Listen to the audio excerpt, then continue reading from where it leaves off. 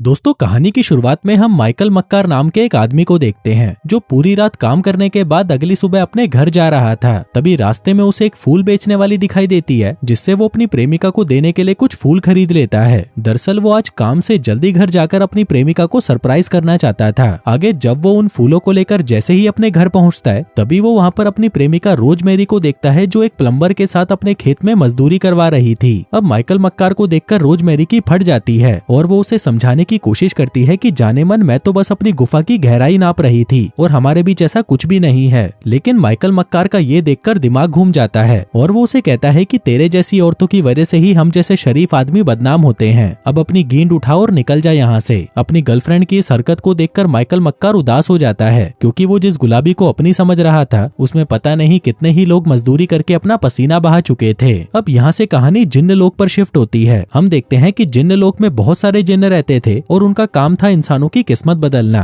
उन सभी के पास अलग अलग तरह की शक्तियां थी, जिसके इस्तेमाल से वो इंसानों की मदद किया करते थे। अब यहाँ पर हम इनके लीडर चंडमुंड को देखते हैं, जो एक जीनी को अपने पास बुलाता है। इस जीनी का नाम था बबली बदमाश और ये बहुत ही खूबसूरत और माल दिखती थी। अब चंडमुंड उसे बुलाकर एक कॉन्ट्रैक्ट दिखाता है, जिसमें लिखा हुआ था कि अब धरती पर जाने की बारी बबली बदमाश की है, इसलिए अब उसे वहाँ पर जाकर इंसानों की किस्मत बदलनी है। लेकिन ये देखकर बबली बदमाश चंडमुंड से कहती है कि नहीं, मैं धरती पर नहीं जाना चाहती, क्योंकि धरती के लोग बहुत ही लालची और बेवकूफ होते हैं। ऊपर से वहाँ के आदमी तो किसी भी सुंदर लड़की को देखते ही उसकी पिंकी बजाने के लिए पागल हो जाते हैं। चंडमुंड उसे कहता है कि तुमने आज तक किसी भी इंसान का भला नहीं किया, इसलिए तुम्हें एक बार तो धरती पर जाना ही होगा। साथ ही वो उसे ये भी बताता है कि धरती के लोग बहुत ही बेवकूफ होते हैं, इसलिए वो आसानी से तुम्हारी सारी बातें मान लेंगे। ज्यादा से ज्यादा वो तुमसे धन दौलत और तुम्हारी गुलाबी ही मांग सकते हैं, और मैं जानता हूँ कि तुम उनकी ये इच्छा आसानी से पूरी कर दोगी, क्योंकि जिन्न लोक में भी ऐसा कोई आदमी नहीं बचा जिसने तुम्हारी पिंकी न बजाई हो। अब बबली बदमाश धरती पर जाना तो नहीं चाहती थी, लेकिन चंडमुंड के जोर देने पर वो धरती पर आ जाती है और वहाँ पर आते ही एक चिराग में छुप जाती है। वही रात को माइकल मक्कार अपने दो दोस्तों के साथ एक पार्टी में आता है, जिसमें गोरे दोस्त का नाम किरोड़ीमल जबकि काले दोस्त का नाम ठोकूमल था। इसी दौरान पार्टी में माइकल मक्कार को एक लड़की नजर आती है, जिसको देखते ही उसका औजार खड़ा होकर सलामी देने लगता है। इस लड़की का नाम था डायना पेंटी। आगे माइकल मक्कार उससे बात करने के लिए उसके पास आता है। वो उससे दोस्ती करने की कोशिश करता है, लेकिन डायना पेंटी तो उसे झाड़ भर भी भाव नहीं दे रही थी। आगे पार्टी में बहुत सारी दारू पीने के बाद माइकल मक्कार एक बीच के पास जाकर बैठ जाता है। हम देखते हैं कि उसके साथ में चिच्चा चंगेजी नाम का एक आदमी भी बैठा हुआ था, जो कि बीच पर कचरा उठाने का काम करता था।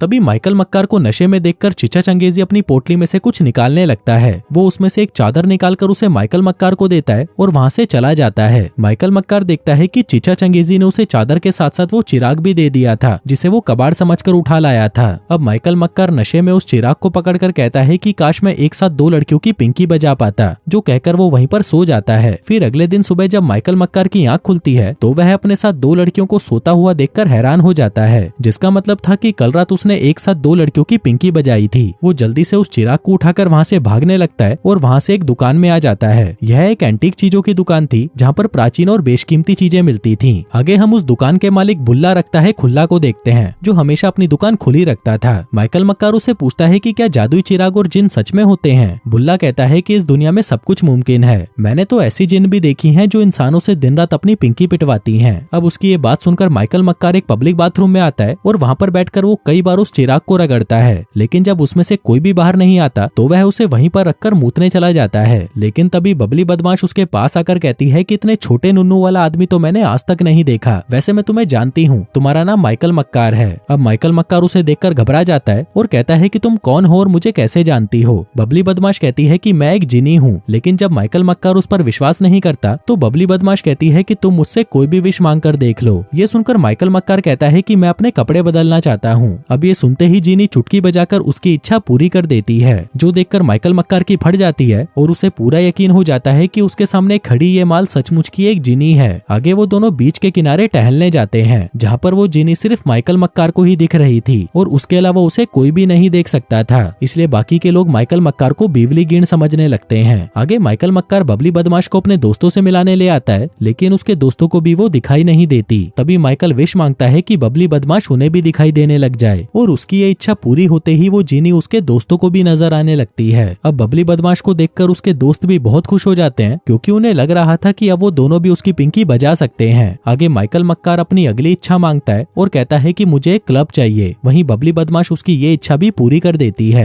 अब उस क्लब को देखकर वो तीनों हैरान हो जाते हैं और जल्दी से उस क्लब के अंदर आते हैं। वो देखते हैं कि उस क्लब में सभी तरह की सुख सुविधाएं थी। तभी जीनी माइकल मक्कार से कहती है कि मैं तुम्हारी 2 या 3 नहीं बल्कि सारी इच्छाएं पूरी कर सकती हूँ। इसी दौरान माइकल की नजर बाहर कचरा उठा रहे चीचा चंगेजी पर पड़ती है। अब क्योंकि चीचा के कारण ही माइकल को बबली बदमाश मिली थी, इसलिए वो बबली बदमाश को अपने पास बुलाता है और उससे कुछ पैसे मांगता है। वहीं बबली बदमाश उसकी ये इच्छा भी पूरी कर देती है। आगे वो चीचा चंगेजी के पास आकर कहता है कि मैं आपको कुछ पैसे देना चाहता हूँ क्योंकि आपकी वजह से मेरी जिंदगी बदल गई है। लेकिन चीचा चंगेजी उससे पैसे नहीं लेता और वो उसे कहता है कि मुझे तो बस एक अच्छी सी नौकरी चाहिए। अब ये सुनकर माइकल मक्कार उसे अपने क्लब में ले आता है और उसे बबली बदमाश के बारे में बताता है। तभी माइकल मक्कार के कहने पर बबली बदमाश चीचा चंगेजी को भी नजर आने लगती है, जिसके बाद माइकल मक्कार चीचा को अपना मैनेजर बना लेता है और उसे मोटी तनख्वाह ऑफर करता है। आगे जब माइकल और उसके दोस्त मिलकर टीवी देख रहे थे तभी वो उसमें एक ब्यूटी कॉन्टेस्ट को देखते हैं। ये देखकर माइकल जीनी से कहता है कि तुम ये ब्यूटी कॉन्टेस्ट मेरे क्लब में करवा लो। तभी जीनी उसकी ये इच्छा भी पूरी कर देती है। थोड़ी देर बाद हम देखते हैं कि माइकल मक्कार के क्लब में लोगों की भीड़ लग जाती है और देश विदेश से कई सारी खूबसूरत लड़कियां माइकल के क्लब में आती हैं। वहीं डायना पेंटी भी इस कॉन्टेस्ट में हिस्सा ले रही थी और अपना माइकल मक्कार उसके आगे पीछे दुम हिलाता घूम रहा था। फिर अगले दिन जब जीनी और माइकल बीच के किनारे घूम रहे थे तभी माइकल उसे बताता है कि मुझे डायना बहुत अच्छी लगती है और मैं हर हाल में उसकी पिंकी बजाना चाहता हूँ। वो चाहता था कि बबली बदमाश अपने जादू के इस्तेमाल से डायना को उसके पीछे पागल कर दे, लेकिन तभी बबली बदमाश उसे कहती है कि मेरा जादू किसी को प्यार नहीं करवा सकता। मैं तुम्हारी सारी इच्छाएं पूरी कर सकती हूँ सिवाय इस इच्छा के, मैं उसके दिल में तुम्हारे लिए प्यार नहीं जगा सकती। वो उसे कहती है कि मैं तुम्हें ट्रेनिंग दे सकती हूँ ताकि तुम किसी भी लड़की को आसानी से पटाकर उसकी तितली का चमगादड़ बना सको। जिसके बाद वो दोनों साथ में डिनर करते हैं, जिस दौरान माइकल मक्कार जो भी गलतियां कर रहा था बबली बदमाश उसे ठीक करती जा रही थी। फिर खाने के बाद वो दोनों डांस करते हैं और बबली बदमाश नाचते हुए भी उसकी गलतियों को सही कर रही थी। जिसकी अगली रात माइकल मक्कार के बुलाने पर डायना उसके साथ डिनर करने आती है। आगे वो दोनों एक दूसरे से बहुत सारी बातें करते हैं और एक दूसरे के करीब आने लगते हैं। फिर अगली सुबह जब माइकल मक्कार क्लब में आता है तो वह आते ही बबली बदमाश को सारी बातें बताता है। वो कहता है कि तुम्हारी वजह से ही मैं रात को डायना पेंटी की पिंकी बजा पाया। हम देखते हैं कि माइकल मक्कार अब बबली बदमाश को अपनी अच्छी दोस्त मानने लगा था और वहीं बबली बदमाश को भी माइकल मक्कार का साथ अच्छा लगने लगा था और वह मन ही मन उसे पसंद भी करने लगी थी।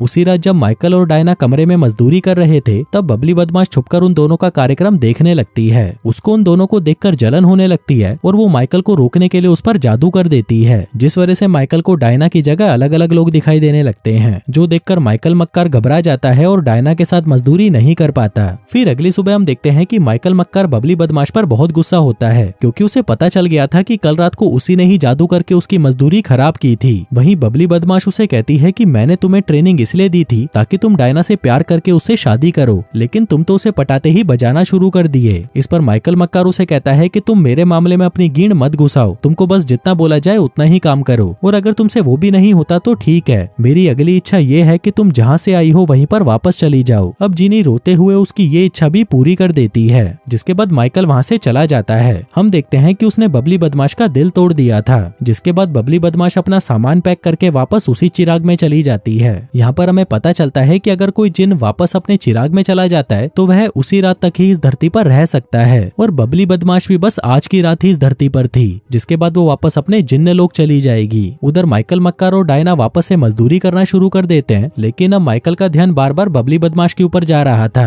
और उसे उसके साथ बिताए हुए सारे पल याद आ रहे थे। दरअसल अब उसे भी बबली बदमाश से प्यार हो गया था। तभी माइकल डायना को वहीं पर रोक देता है और कहता है कि मैं तुम्हारी पिंकी नहीं बजा सकता। आगे वो जैसे ही कमरे से बाहर आता है तभी चीचा चंगेजी उसे कहता है कि बबली बदमाश इस चिराग में है और वो सिर्फ आज रात तक ही इस धरती पर है, जिसके बाद उसे यहाँ से जाना होगा। दरअसल चीचा चंगेजी ये सब इसलिए जानता था क्योंकि बबली बदमाश ने उसे जाने से पहले सब कुछ बता दिया था। तभी माइकल उस चिराग को उठाकर भागता हुआ बुल्ला रखता है खुल्ला की दुकान पर जाता है और उसे सब कुछ बता देता है कि मुझे इस चिराग के अंदर जीनी मिली थी, लेकिन मैंने गुस्से में आकर उसे यहाँ से जाने को बोल दिया। बुल्ला पूछता है कि अब तुम मुझसे क्या चाहते हो, जिस पर माइकल मक्कार उसे कहता है कि मैं बबली बदमाश से माफी मांगना चाहता हूँ, लेकिन अब वो बाहर नहीं निकल सकती क्योंकि अब उसकी सारी शक्तियाँ खत्म हो चुकी हैं। तभी बुल्ला उसे समझाता है कि जीनी इस चिराग से बाहर तो नहीं आ सकती, लेकिन वो इस चिराग के अंदर तो तुम्हारी बातें सुन सकती है। वो कहता है कि मैंने एक किताब में पढ़ा था कि अगर किसी जीनी को किसी इंसान से प्यार हो जाता है तो उस जीनी की सारी ताकत खत्म हो जाती है और उसने जो भी इच्छाएं पूरी की थी वो सब भी खत्म हो जाती हैं, जिसके बाद वो जीनी एक साधारण लड़की बन जाती है। अब माइकल मक्कार के पास बहुत ही कम समय बचा था। उसे पता था कि अगर उसने बबली बदमाश से माफी मांगकर उसे अपने प्यार प्यार का इजहार कर दिया तो उसका सब कुछ खत्म हो जाएगा। पर क्योंकि अब वो भी उससे प्यार करने लगा था, इसलिए वो जल्दी जल्दी उससे माफी मांगते हुए कहता है कि मैं तुमसे बहुत प्यार करता हूँ और हमेशा तुम्हारे साथ रहना चाहता हूँ। अब उसकी ये बात सुनते ही बबली बदमाश चिराग से बाहर आ जाती है। उसने माइकल मक्कार को माफ कर दिया था, जिसके बाद वो दोनों घर जाकर पलंग तोड़ मजदूरी करने वाले थे। और दोस्तों इसी के साथ ही ये कहानी यहीं खत्म हो जाती है। तो दोस्तों आज की कहानी से हमें ये सीख मिलती है कि अगर आपको कोई खूबसूरत सी जीनी मिले तो उसे पटाकर अपने पास रख लो, ताकि आपको जिंदगी में किसी भी चीज की कमी ना हो। धन्यवाद।